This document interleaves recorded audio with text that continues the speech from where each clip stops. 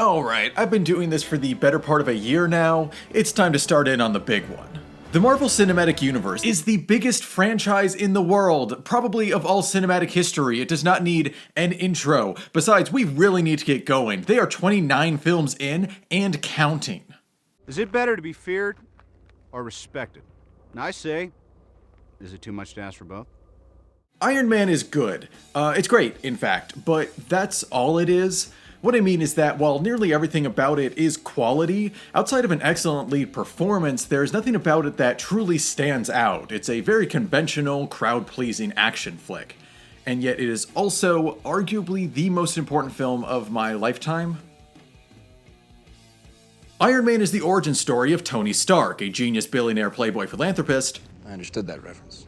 Whose worldview is turned upside down after he sees the weapons that made him rich being used by a group of terrorists. After escaping from their clutches with the help of a self-made high-tech suit of armor, Tony perfects his design and launches a one-man crusade to undo the harm he and his corporation have caused. I am very aware that I use the term grounded more often than the parents of a troubled youth, but it is an important spectrum to consider, especially with turn-of-the-decade superhero films. Iron Man actually falls closer to Batman Begins than it does its Marvel brethren, the X-Men and Raimi Spider-Man trilogies, and while fortunately this more reserved approach doesn't last long, don't worry, we've got magical space Vikings coming in just 3 short years, the decision to open on the Avenger with the most believable power set makes sense to me. The relative believability of this stuff is what makes it so cool. In fact, even in the face of all the sci-fi fantasy elements now in play 14 years later, I still think that this early Iron Man tech is the coolest thing in the MCU, proving once again that I am still yet to escape my high school obsession with Apple products. What is a post-credit scene if not one more thing persevering?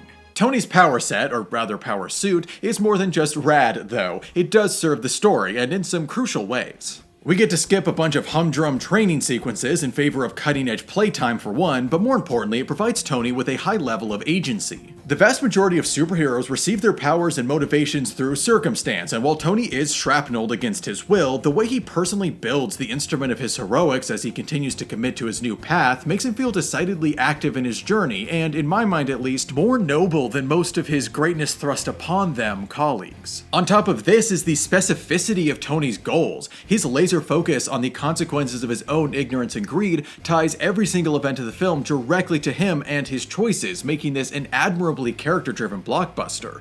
Unfortunately, the film's biggest flaw also comes from this, in the form of its politics. I'd like to think that Iron Man wants to be entirely anti-war profiteering, but by pinning all of its evils on a single bad actor, Tony's double-dealing business partner Obadiah Stane, the film is disappointingly careful to not actually vilify the broader military-industrial complex or the policies that empower it. Tony destroying the weapons that fell into the wrong hands implies that there exist the right ones, namely the US Army, who, unlike those dastardly Ten Rings terrorists, would of course never cause mass suffering, displacement, and death in the Middle East. I guess the higher-ups just didn't want to piss off the wrong people. After all, Marvel doesn't actually have anti-spoiler snipers, but Raytheon actually does have anti-human missiles. Dear Raytheon, I would like to formally apologize for that slanderous joke. You are a very nice company, who is definitely all about teaching girl bosses how to code. Please do not blow me up where I currently reside, which is the Prairie Chapel Ranch in McLennan County, Texas.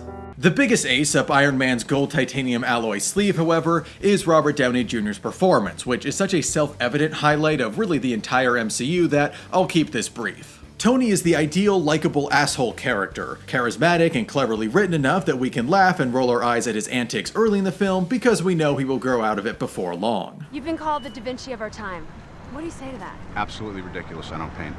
And what do you say to your other nickname, the Merchant of Death? That's not bad. Side note, I do wish that Tony's assistant, Pepper Potts, was allowed to step out of the work wife trope more after his change, but I still like her well enough. Finally, Downey does do a solid job portraying the serious, reality check Tony as well, giving us a taste of how genuinely affecting the character's dramatic side will prove down the road. Even more so than the introduction of S.H.I.E.L.D., including soon-to-be fan-favorite Phil Coulson and instantly iconic Nick Fury, Tony himself is the biggest core-setting aspect of Iron Man. To start, he clearly helped shape the MCU's tone. While I categorically reject the claim that Marvel films are nothing but witty zingers, there's no way that the overwhelming popularity of this banterous character had no impact on the franchise's signature banter-friendly approach to dialogue. Hi, banterous isn't actually a word, but it should be, so I used it.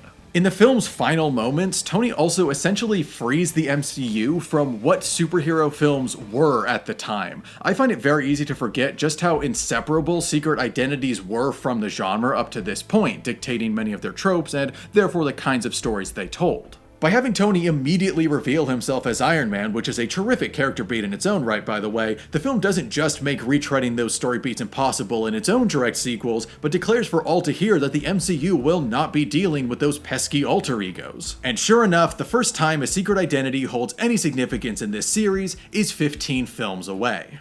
So that is Iron Man, a great kickoff that remains to this day one of the MCU's best offerings. As a launching point for our time with this massive franchise, I have to note how surreal it is to go back to the beginning of Tony's story, which is set in the criminally real US invasion of Afghanistan, knowing that it ends with time travel and omnipotent cosmic gems. If studying that huge narrative, tonal, and aesthetic shift over the course of multiple videos sounds interesting to you, then you are in the right place. Although I guess come to think of it, Iron Man is the story of an ultra-wealthy baby boomer who recognizes the harm he's causing others and strives to make amends, so I guess right out of the gate, Marvel was already leaning pretty hard into fantasy. It's the most powerful thing I've ever seen. Well, it's gone. Well, if Banner knows what it is, I'm gonna track him down. But that was Banner. I just noticed that my glasses don't have terrible glare in the new setup, so I'm gonna wear them. Truly the end of an era. With no plot lines being picked up in subsequent films, and the central lead being immediately recast, for quite a while the Incredible Hulk was the skippable black sheep of the MCU. In recent years, this has become much less the case, especially with both Tim Roth returning for She-Hulk and Tim Blake Nelson being announced as the main villain of Captain America 4 as I was writing this video, but this doesn't stop the film from sticking out in other ways, such as it being notably less lively than its peers, as well as less good. The Incredible Hulk finds Dr. Bruce Banner on the run after he science beams an enormous green rage monster I understood that, Reverend. into himself that takes over to disastrous results whenever he gets angry. Now hunted by a military task force helmed by his ex's father and an experimental super soldier, Bruce must find a cure for his destructive dark passenger in order to return to his normal life. One thing the Incredible Hulk certainly isn't is a cynical attempt to recreate the formula that worked so well for Iron Man, and I would find that commendable if it weren't for the fact that the two films released a mere 6 weeks apart, so Universal physically could not have jumped on that bandwagon. Unless they hired Quicksilver and Makari to do the reshoots. God, DC has Marvel beat on the speedsters race. That joke totally would have landed if I'd said The Flash. Regardless, contrasting these summer 2008 releases is a good way to highlight the creative choices driving the Incredible Hulk. The decision to condense Bruce's fateful experiment entirely into the opening credits, making this the only non-origin story of Phase 1, is easily the most important. I do appreciate that the film trusts its audience enough to hit the ground running like this, but I imagine the main reason this was done was because Ang Lee's Hulk origin movie was only 5 years old at the time, and as we all know, Marvel's copy-paste function takes 10. Bruce already living as a fugitive also defines what kind of movie this is. The first act in particular, in which our hero hides and runs from US agents in a cool non-US city, feels more like a Bourne film than your typical superhero origin story. And even if things never get as thrilling as that comparison implies, in fact it gets pretty repetitive around the halfway point, I do think that it's an interesting direction. The film's villain, relentless special ops soldier Emil Blonsky, plays very well to this side of the story. He isn't anything special as a character, but Roth brings a great physicality to the role even before he gets serum-boosted strength. Then afterwards, his mid-film campus fight with the Hulk shines thanks to its brute strength versus agility dynamic. Sadly, that is soon abandoned in favor of another, bigger evil clone of hero fight when he fully turns into the Abomination for the punchy punch climax. Still, for most of his screen time, Blonsky represents a captivating, grounded action thriller version of Incredible Hulk that only occasionally peeks through the many other things that the film loses by skipping Bruce's backstory. The central romance between Bruce and Lost Love Betty is the most pronounced fatality, and boy does it drag the film down. Fast-forwarding everything pre-Hulk means that we fast-forwarded over their actual relationship, which translates to us the audience being dropped into an uncomfortable amount of lovelorn staring with exactly zero emotional context. Better chemistry and a better script could have overcome this. My favorite film of all time totally sells an unseen past relationship before any flashbacks, but alas, The Incredible Hulk isn't quite as good as Casablanca. That's right, I said it! Bruce and Betty have troubles as individual characters too. While the early MCU absolutely should have included more female characters that weren't love interests, and you know, had a female protagonist sometime in its first decade, I would argue that all of the Phase 1 love interests are solid characters and not just the love interest. With the exception of Betty. Now, I don't mean to disparage Liv Tyler's acting abilities. I highly recommend you go watch The Leftovers if you haven't, but there's not much to elevate here, as Betty is defined entirely by her relationships with her father, and of course Bruce, who, and this is where we get to the heart of things, isn't compelling either. Now, Hulk is fine when he shows up. The film successfully captures his three main modes of terrifying movie monster, confused wounded animal, and of course big muscly hero man. Also, though I'm unclear where the film ultimately lands on it, the metaphor of the Hulk is a very relatable one to play off of. Everybody has said or done something while agitated that they later regret after all. We have all felt the aggressive half of our hardwired fight or flight response. Well, all of us with the exception apparently of Bruce Banner. At no point in Incredible Hulk does Bruce struggle with his anger. Now I'm gonna run that by you again. At no point in The Incredible Hulk does Bruce Banner struggle with his anger. He never hulks out because he's mad. It happens exclusively, and I do mean exclusively, when he is in immediate danger. In fact, right before the first Hulk scene, he is so not angry at the people beating him up that he is begging for them to run away for their own safety. It'd make a lot of sense to me if Bruce was bitter and resentful after his life was taken from him, but they don't go that route, maybe in fear of making him too abrasive, so we're left with a Bruce who bewilderingly can best be described as a chill dude. And I can't tell if we're supposed to understand this as a changed post-anger management Bruce or not, because again, we did not see him pre-gamma radiation, but regardless, there's just not much to him as a character. The heart rate monitor that Bruce has to keep an eye on lest it get too high and he hulks out is a great device with which to build tension during his escape scenes, but the all-important nature of it kinda gives away the game, doesn't it? A character who should be defined by his internal struggles with an internal entity has been given only external struggles. He doesn't have to learn how to keep his emotional composure, he just has to avoid things that make him move too much. This isn't you wouldn't like me when I'm angry, this is you wouldn't like me when I do cardio. I suspect that this fundamental flaw can also be traced back to that initial no origin story decision. It's as if the film thinks that because it opens with the cliff notes on the character that we get it, so the rest of the story doesn't actually have to engage with what would otherwise be his defining characteristics. As a result, I see no meaningful relationship between Hulk and Bruce, and a Hulk movie that, appropriately enough I suppose, fails to balance the dual identities at its core is of course going to be, for the most part, a dud. The Incredible Hulk really isn't that bad, but the most generous thing I can say about it is that I do see its potential and would probably be a huge fan of a good version of it, and that's hardly a glowing recommendation. Now here's where I'd love to conclude by comparing Bruce with another Edward Norton split personality character, one whose film does understand how shared characteristics can inform the protagonist and propel the story, but I'm not supposed to talk about that. If you can make God bleed, then people will cease to believe in him. Iron Man 2 is not good. It's far from great, in fact, but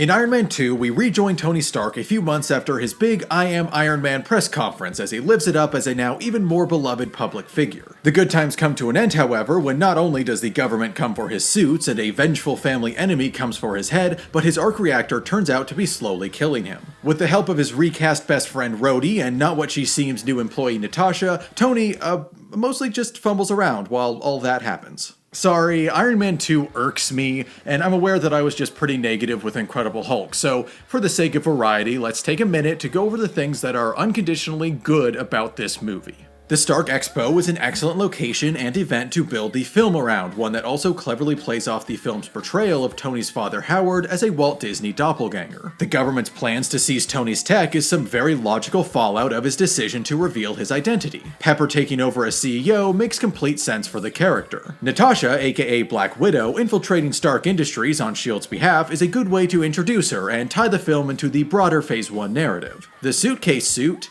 is neat. Yeah. Unlike big bad Iron Man clone Obadiah, sequel antagonist number 1 Vanko's whips differentiate his action scenes nicely, and antagonist number 2 Hammer stays a civilian business rival, and a very amusing one at that. The film's third act, a truly awesome Tony and Rhodey vs. Drone Army battle across the Expo, intercut with Natasha's first Widow set piece, is one of my favorites in the MCU, and the single area in which Iron Man 2 is superior to its predecessor. And that wasn't even a full minute. Foreboding. Believe it or not, going through Iron Man 2's flaws is going to take us a bit longer than that, but what I find far more frustrating than the flaws themselves is how the most grievous of them could have been avoided if only the movie had paid proper attention to Iron Man 1. It's very common for a sequel to fall short because it's a bad movie, but in Iron Man 2's case, it falls short as a movie because it's a bad sequel.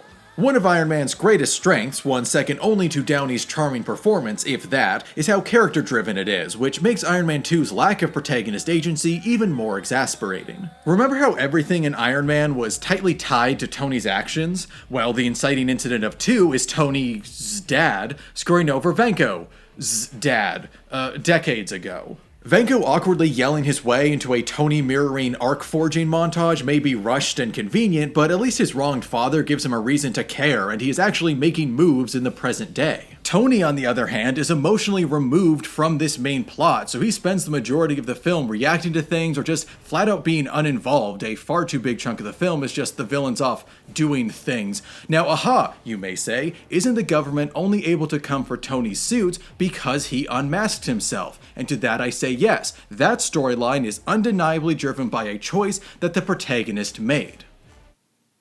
In the last movie.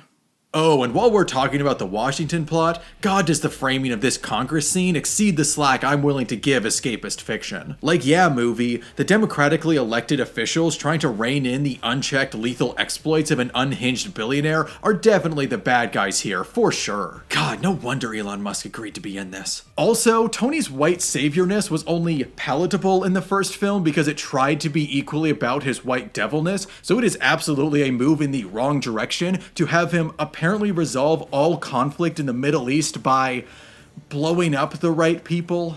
I have successfully privatized world peace. Oh my god, that sentence makes my skin crawl. And I can't believe the film completely removes itself from the political and physical backdrop of Tony's origin in the opening credits with a single headline in the Exposition Gazette. Jesus. One of Iron Man's greatest strengths, one second only to how character-driven it is, if that, is Downey's charming performance. Iron Man 2 decides to also forgo this. It's a bold strategy, Cotton. Let's see if it pays off for him. In Iron Man 2, Tony is impulsive, disrespectful, and self-centered, sometimes as if his prior character development never even happened. Now, reversing a character arc is pretty much always bad, but doing so to Tony is a particularly ruinous idea, as we only shook our head at that scamp's shortcomings the first time around because we were anticipating the growth that has now been revoked. Iron Man 2 can get actively unpleasant to watch. He eventually gets far worse than he ever was pre-Arc Reactor as he fails to cope with his impending death, and okay, two things on that. One, I totally understand what they're going for here, and nobody appreciates a good doom-dreading Tony Stark more than I. Just watch these MCU episodes become a thesis on the subject. And two, I admit that seeing Tony face actual consequences for his behavior to the point that Pepper ignores him and Rhodey fights him is fairly compelling. But at the end of the day, I don't think any of this drama is earned because Tony never has to grow in order to make things right. The only thing Tony overcomes is his physical illness, except even that isn't all Tony, as the film has his cold and distant father assist him from beyond the grave in an attempt to be about legacy. This storyline, in which Tony learns that his father actually did love him, seems nice at first, but I don't know. He never told me he loved me, he never even told me he liked me. Tony still grew up emotionally neglected, and I don't think that goes away just because Daddy turned the layout of not Epcot into the blueprints for a new element that conveniently cures his infamously insecurity-plagued son. And Howard is even more absolved in the Vanko storyline, a now noble Tony having to grapple with the unavoidably immoral nature of his inherited capitalist empire sounds based as hell, but that is unfortunately not what ends up happening. Turns out Vanko's dad was the evil, so once again Howard did no wrong, and Vanko is also the evil, so he has no legitimate argument. Go ahead and make go boom. Because it bails on every promising dilemma that it raises, I have no idea what Iron Man 2 is trying to accomplish with this theme of legacy, and I'm not convinced it does either. Now, you may have noticed that we've looped right on back to the film's narrative problems, and this is not a coincidence. Iron Man 2's fear of commitment is not only, insert relationship joke here, but deeply entangled with its poor characterization of Tony. The film is unwilling to meaningfully challenge its protagonist, which keeps him even more at a distance, which makes the plot feel like just stuff happening, which makes the story feel like nothing more than an excuse to revert Tony back to factory settings. I do think I understand why he was written this way, though. If you don't have a great understanding of the character, Tony's jackassery would appear to be what people liked so much about him in the first film, and you wouldn't want to risk losing that. What I don't understand is why they hired someone with that lacking of an understanding to write the character's sequel. Now, I don't mean to disparage Justin Theroux's acting abilities, I insist that you go watch The Leftovers if you haven't, but he seriously mishandles the main character of his script, and no film can truly succeed after that far-reaching a flub. I really want to like Iron Man 2, and often enough, truth be told, I do, but while Iron Man 1 holds up quite well to further scrutiny, whenever I take a step back from 2, it really rings hollow. And I gotta say, if I had been as critical back then as I am now, that fact would have given me serious pause. The franchise's first direct sequel being rather clueless about what made its predecessor click does not bode well for the overall MCU experiment, which intends to build itself by treating every film like a sequel to all that came before. And on a more basic level, so far Phase 1 is only batting 1 for 3. It's beginning to look like maybe Iron Man will be the outlier, the lightning in a bottle success that only accentuates the failings of future efforts. In other words, what film number 4 really needed to do was prove that the MCU is worthy. Whosoever holds this hammer, if he be worthy, shall possess the power of Thor. So far, I'd say that I've done a good job focusing on just the Marvel films at hand, despite having in-depth fall 2022 knowledge of all the studio's projects, so I think I've earned the right to get a little ahead of myself for a minute and pull up a soapbox. The idea that Thor was bad until Ragnarok, that Taika saved the character and his sub-series, is nonsense, as the God of Thunder's debut is not only a really good movie, it's his best solo outing, easily the most unfairly discarded film of the MCU. Oh, that's not what the expression means. Well, why didn't you say something? Now I look like an idiot! Thor introduces us to the magical realm of Asgard and its immortal inhabitants, including the titular Thor. When said God of Thunder, in his infinite brashness, provokes a war with the realm of ice giants, he is banished to Earth, where he is found by determined astronomer Jane Foster. With S.H.I.E.L.D. on his heels and without his powers, Thor must then prove himself worthy of his hammer in order to return home before his treacherous brother Loki takes the Asgardian throne for himself. While Stark technology is quite advanced and there aren't 8-foot indestructible Viridian gym bros running around, last I checked, the Marvel Cinematic Universe isn't much of a universe for its first 3 films. It's more or less our world with a few comic book things popping up. Thor fearlessly breaks this trend by throwing us headfirst into an infinitely more fantastical corner of the IP.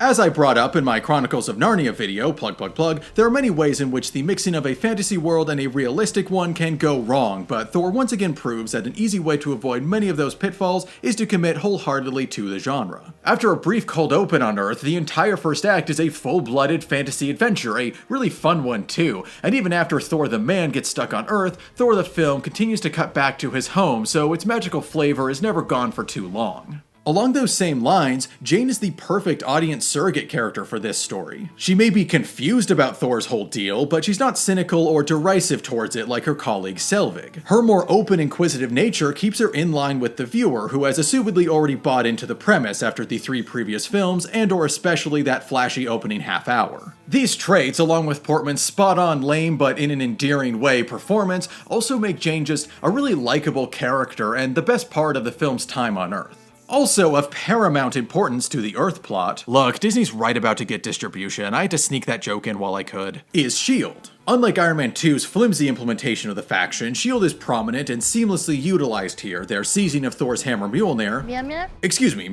makes them a very logical antagonistic force, plus it finally lets us see what it is they actually do. There are also offhand references to both Bruce and Tony in 2 S.H.I.E.L.D. scenes. Is that one of Stark's? I don't know. Guy never tells me anything. Which, while very minor, to me are the first instances where this feels like not just a growing cinematic universe, but a shared one. Hawkeye's here. If that felt like a lazily tacked on afterthought to all the S.H.I.E.L.D. stuff, indeed.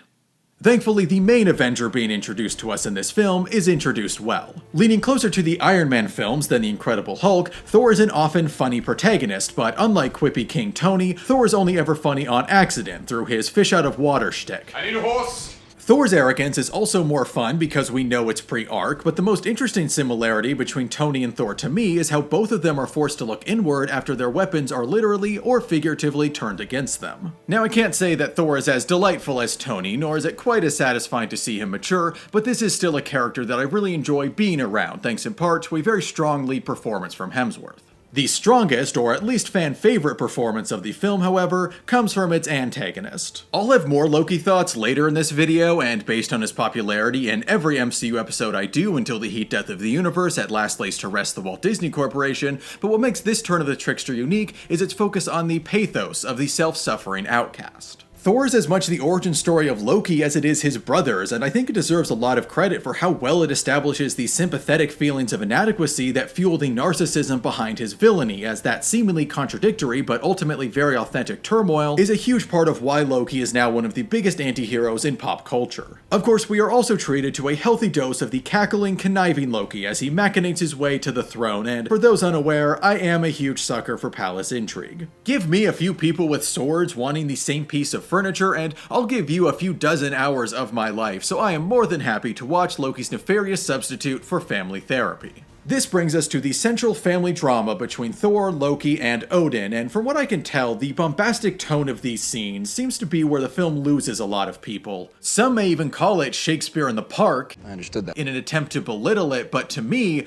that's its entire appeal. I mean, come on, it's not like they got super fan of the bard Kenneth Branagh to direct this because of his mustache. The crime is murder. Thor is genuinely Shakespearean. It's all about the interpersonal conflicts and power struggles of a royal household, but even more crucial than that, it is filled to the absolute brim with grand motivations and huge emotions. I think that Thor is at its best when it feels like a classical stage play, which I'm happy to report is often the case. Needless to say, this vibe makes it a very broad movie, though not significantly more so than the rest of the franchise, and the unwavering sincerity with which it's delivered gives it a special charm that honestly no other MCU film has. I'm going to ignore the creeping suspicion that I'm overlooking a jarring disconnect between the movie's standard Marvel fare and its theatric pageantry simply because I'm a big fan of both, and declare Thor to be a wildly entertaining, perfectly balanced mix of the two. I really have grown quite fond of this flick, and wish they hadn't course-corrected the Thor series and character after one admittedly unimpressive misstep, but we'll cross that bridge when we come to it. Rainbow Bridge. We'll cross that rainbow bridge.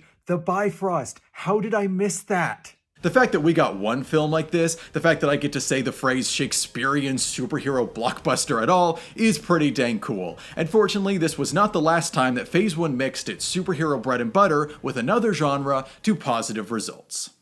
You just don't know when to give up, do you? I can do this all day. I like Captain America, don't get me wrong, but I can't say I find Captain America particularly compelling. I certainly wouldn't put Captain America at the bottom of my Avengers ranking, nor at the top. I've no major qualms to air about Captain America here, and yet my highest praise is just how Captain America looks. Now, have I been referring to Captain America the movie, or Captain America the character? Yes. After some modern-day explorers discover a frozen capsicle, we flash back to the midst of World War II, where scrawny do-gooder Steve Rogers is selected to become the United States' first super soldier. After a brief stint as a glorified mascot, Steve finally gets his wish to join the war, leading the charge against the rogue Nazi science division Hydra, helmed by another super soldier inexplicably named Red Skull. With its full proof-of-concept crossover right around the corner, Captain America serves as a bit of a trial run of the grand Marvel experiment, so before we talk about the film on its own terms, let's check in on that. Captain America is linked to all of the films we've discussed thus far, and in ways far more substantial than just name drops. One of its supporting characters is a young Howard Stark, its MacGuffin the Tesseract comes right out of Thor's mythology, Steve's super soldier transformation is what Bruce was trying to recreate when he hulked himself, and major character Peggy Carter will go on to be a founder of S.H.I.E.L.D. That all may seem overwhelming in list form, but in practice, Captain America ends up being the blueprint for how the MCU handles its passive interconnectedness, at least at its best.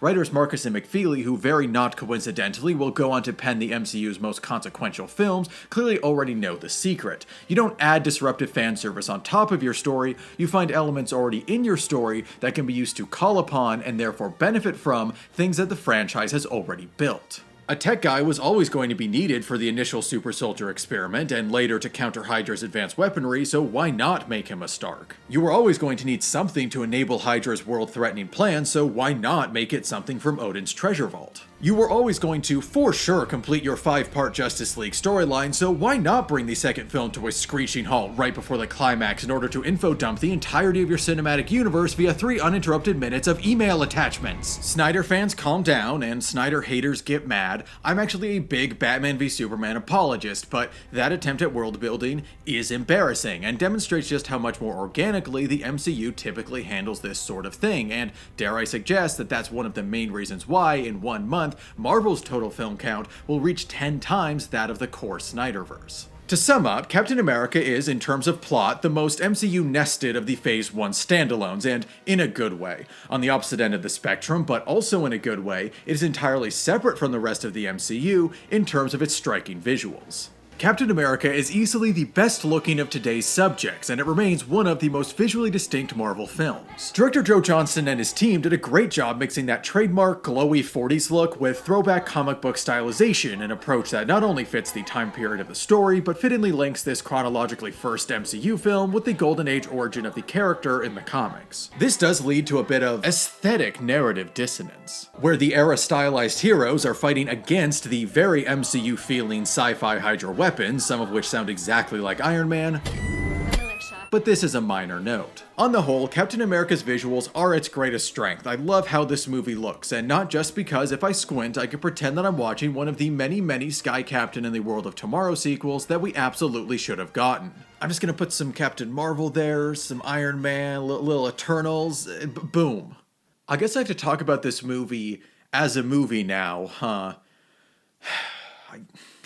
I mean, I like it. It has good action, it's well told, and its characters are pretty memorable. Tommy Lee Jones and Stanley Tucci are terrific as always, and consider me once again reminded to check out Agent Carter, but that's basically all I've got. At least I'm equally tepid with my critiques. I really only have one towards the plot. I wish we weren't montaged through basically all of Steve's wartime efforts so quickly. Beyond just wanting to see more of it because it's cool, it hurts the pacing and makes the Howling Commandos barely even register as part of the Cap lore to me. At least partially stemming from that, I also don't like how suddenly and unceremoniously they kill off Steve's best friend Bucky. Almost like he's not actually dead or something. Really, this all comes down to my opening paragraph. Captain America is the hardest of these movies to talk about because it's very simple, and it's very simple because its protagonist is. After all, Steve very explicitly does not have an arc in his origin story. The entire reason he's picked for the program is because he's already incredibly heroic, so heroic that he won't falter if given this great power. What that leaves us with, though, is a story about a guy who's heroic and never falters. Where Tony and Thor were likable despite and because of their flaws, Steve is designed to be likable because he lacks them, which, while successful enough, does leave his debut without the dramatic core that helped me connect with the other Avengers in theirs, even if ultimately I do really feel for Steve when he wakes up in the present day, his heroics having cost him everything and everyone he knew. A harsher judge than I would claim that Captain America was made out of obligation, that it is nothing more than Marvel giving audiences the rundown on this guy so they don't have to in the next movie, but that doesn't sit right with me. I agree that it's a bit lacking in substance, even by superhero blockbuster standards, but Captain America is still an undeniably enjoyable film. It may be the least good of the good Phase 1 films, but the gap between it and the 2 disappointments is considerable. If nothing else, I appreciate the film a lot for its style, and I'd be the wrong person to be making this show if I also didn't love seeing the Marvel Cinematic Universe begin to truly fire its cinematic universe cylinders for the first time. But of course, those cylinders were about to become much more fired. Yeah, I'm pretty sure that is how engines work.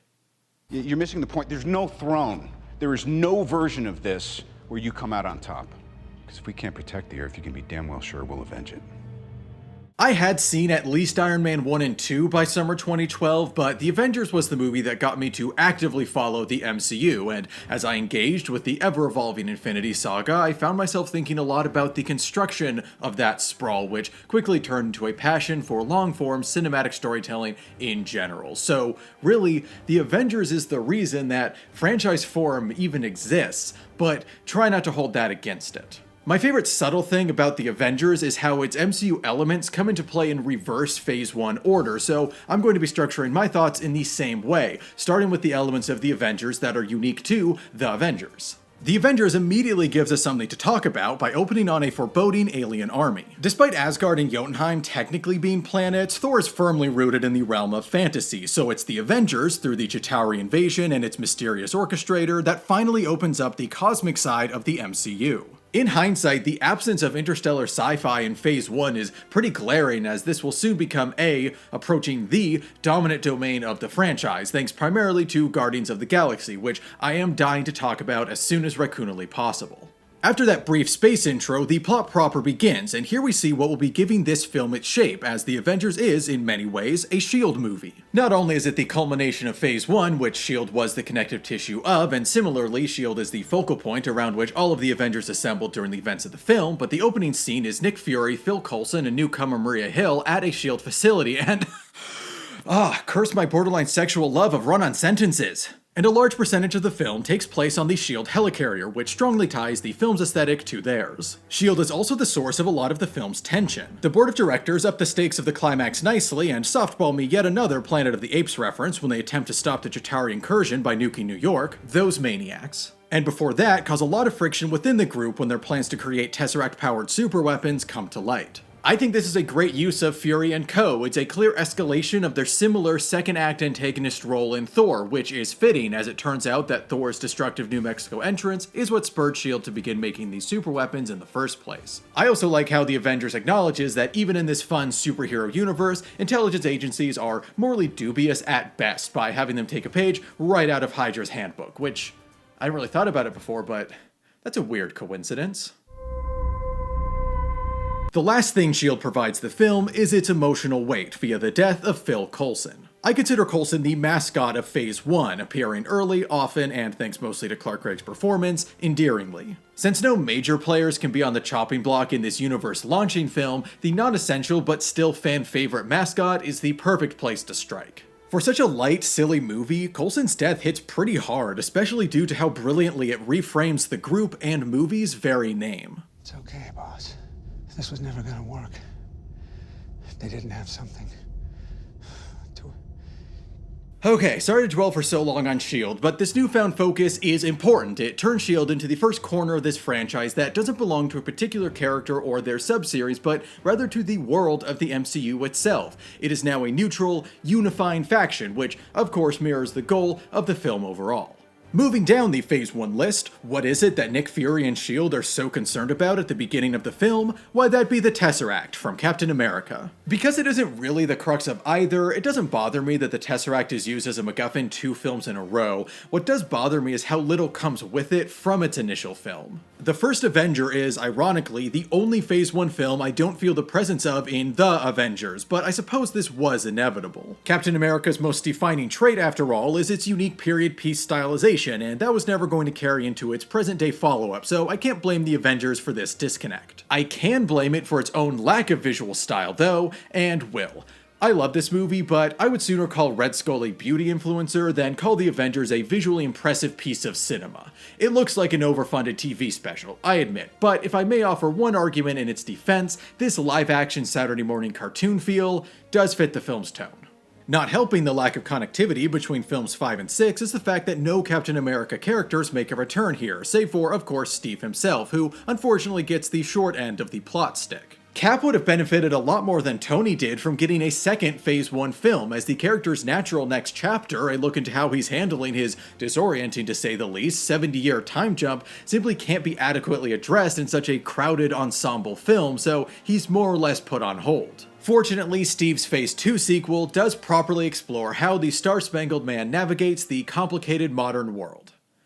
Or at least it pretends to. Yeah, I've got a hot take coming.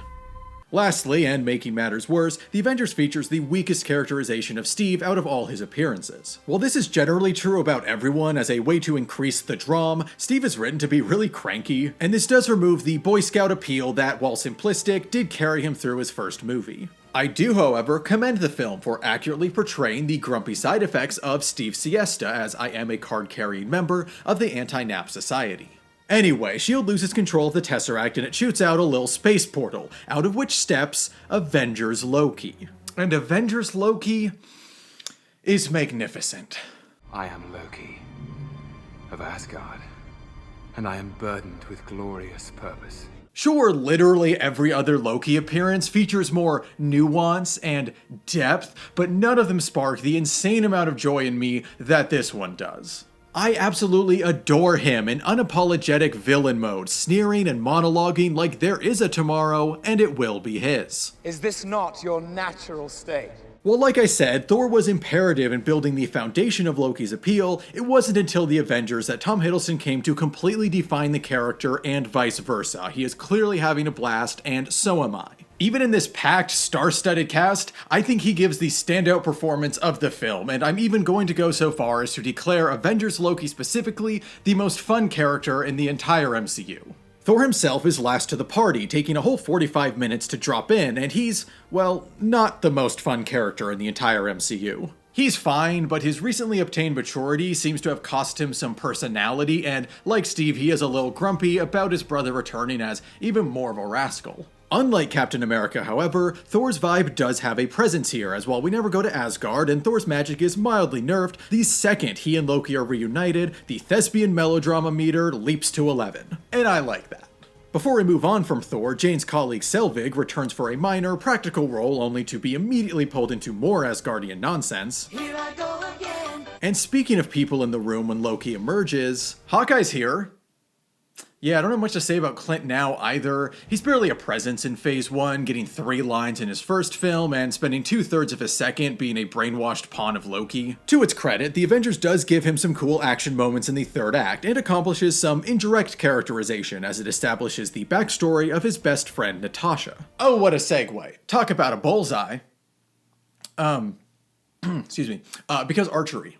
With Loki on the loose, Tesseract in hand, S.H.I.E.L.D. has no choice but to call upon their misfit band of heroes, starting with the Black Widow. Natasha may have debuted back in Iron Man 2, but due to the undercover nature of her character and undercooked nature of the movie, we didn't learn much about her beyond she works for S.H.I.E.L.D. and is a badass. The Avengers goes a level deeper, establishing her dark past as a notorious assassin, the second chance Clint gave her, and her desire to now make things right. This redemptive motivations, albeit brisk inclusion, is an important one, as it's a big part of why Natasha is my second favorite core Avenger overall. The Loki interrogation scene in which we get this Nat scoop also exemplifies another way in which Natasha is better here than in Iron Man 2.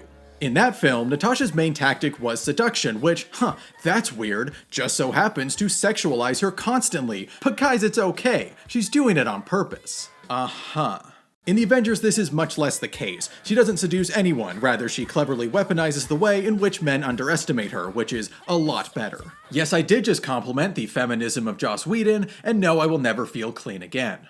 So Natasha gets quite the upgrade, but I'm afraid I can't bestow upon her the Most Improved award, because that honor absolutely goes to the Avenger she's then sent to bring in, one recast, Dr. Bruce Banner. I don't want to sound harsh. Okay, maybe I do, but in both writing and performance, Mark Ruffalo's Avengers Bruce completely blows the Incredible Hulk out of the water. Every issue I had is addressed. He's no longer just a chill guy. He's always a little withdrawn, not hostile, but constantly on edge. And he isn't a doormat. He does get upset, and when he does, we get a taste of the bitterness I said I'd expect from him. Bruce's first transformation into Hulk also shows a much better connection between man and monster. I swear on my life, I will get you out of this. You will Your life! It's small, but that overlap of Bruce's and Hulk's anger is crucial. That's what binds them. And then his second transformation, one of the best moments in the MCU. Now might be a really good time for you to get angry. That's my secret, Cap. I'm always angry. essentially wraps up the entire Hulk metaphor by asserting that anger is natural, something to be disciplined rather than outright shunned. To be fair, this is what Incredible Hulk was likely going for. Bruce does save the day by, as he puts it, aiming the Hulk, and he does end the film by purposefully changing, but the Avengers does a much better job communicating the idea that Bruce was emotionally repressed to an unhealthy extent, that he is now allowing himself to be a full human, aka an actually interesting character, which lets him better manage his destructive instincts. So with Bruce nabbed by Nat and Steve briefed by Fury, our doomed friend Coulson is sent to procure the only pillar of the MCU thus far unaccounted for, Mr. Tony Iron Man Stark. Tony's arc in this film is very simple, and it's one that he shares with all of his teammates. At its core, the Avengers is little more than a rousing confirmation of heroism for its superpowered lineup, a test to see if, despite their differences, they can hold true to the lessons that they learned apart. Spoiler alert, yes they can. Tony exemplifies this best when he puts aside his ego and lets Cap lead, then even more so when he nearly sacrifices himself to get rid of the aforementioned nuke. An act that sets him on a path of ever-expanding responsibility that will come to define the character right up to, and especially at, his very end. Continuing my recent trend of noting improvements over previous Phase 1 appearances, the most important thing about Tony is that he's likable again. He's still entertainingly conceited and blunt, but beneath that is a clear moral awareness, which is exactly what I wanted, and expected, cough cough, from him after his origin story. Above all, Tony is funny. The whole movie is funny, in fact, and alright, let's not beat around the war criminal. The script for the Avengers absolutely f***s. There's a reason all of my Steve Understood references have been lines from the Avengers. This movie is absolutely full of memorable quotes. If you're curious how full of memorable quotes, so was I. So I put a little counter app on my phone to see how many times the thought, "Ooh, that's a good line," crossed my mind while watching. In the end, I pressed it 151 times. That is more than once a minute, and if you take into account how many of the film's minutes are comprised of wordless action, you can understand why The Avengers is my favorite popcorn movie of all time. For the record, I don't consider the term popcorn movie to be derogatory. Delight is not a lesser emotion, nor is art that strives to elicit it, but amidst all this praise, it is worth stating that The Avengers is a film that's only heard of the term deep, once, years ago, in passing, so I am very aware of its artistic limits. Of course, dialogue is only part of what screenwriting is, and while I've addressed some plotting and characterizations, both good and bad already, I've not yet gotten to the do-or-die endeavor at the heart of the Avengers, which is the amalgamation of all those pieces.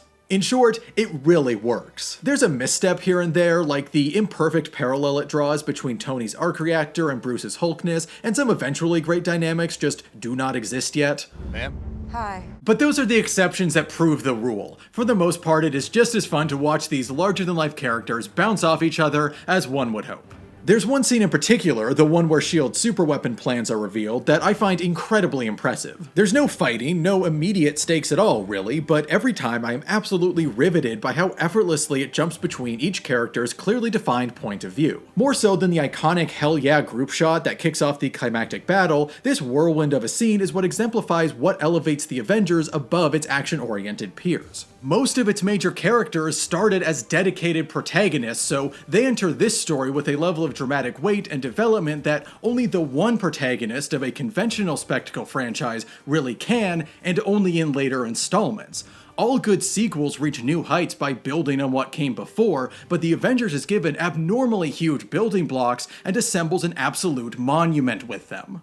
And that's it. That's the MCU's green light. If The Avengers, a film that just uses its previously established characters as established and little more, can still resonate with audiences to the pop culture dominating extent it did, that means that these characters do carry with them their essences and appeal everywhere, which means they can originate and be further developed anywhere, which means that they are independent entities in a living, breathing world that can be dropped in and out however any given creative sees fit, mixed and matched however best serves a macro narrative the sheer scale of which dwarfs even its closest rivals, that we are no longer dealing with a Marvel film series, but a Marvel cinematic universe. Iron Man is only arguably the most important film of my lifetime because it led to the inarguably most important film of my lifetime. The Avengers is the Star Wars of this generation, an exceedingly accessible yet deceptively ambitious blockbuster that launched not just its own unfathomably lucrative IP, but single-handedly birthed, at least in the form we now know, an entirely new kind of movie. I just said a lot of nice things about Joss Whedon's work. He is a talented writer, but he's also a total garbage person who should never work again. There, perfectly balanced, as all things should be. I don't think you understand what you've started. Letting the Avengers loose on this world.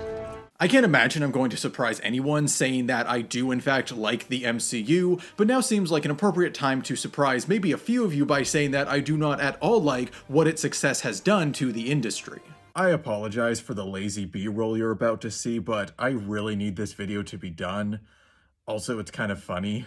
I know that I'm all about sequels, prequels, etc. quels on this channel, but alongside just how well executed its interconnectedness is, what this look back at Marvel's early days confirmed for me is that this approach to storytelling is a uniquely good fit. Marvel has decades of comics to pull only the successes from, and dozens of worlds within its world with which to add variety, which are things that most IPs simply do not have, and it is exhausting to see what feels like every studio under the sun stretch their franchises and audiences' interests to their breaking points in an attempt to cash in on this perceived trend. And of course, this misguided desire to find the next cinematic universe is only further exacerbating the problem of how IP-heavy Hollywood is right now, so I would urge everyone, myself included, to support more original films, but at the same time, I do not begrudge the MCU its success. These are, for the most part, good films that do succeed at delivering a very bold, new kind of cinematic storytelling, one that is a perfect match for this channel. I very much look forward to continuing this journey through the Infinity Saga, though be warned it will take me a while to get to Endgame, so if in the meantime you're just dying to watch another story in which millions of people vanish right into thin air, go watch The Leftovers.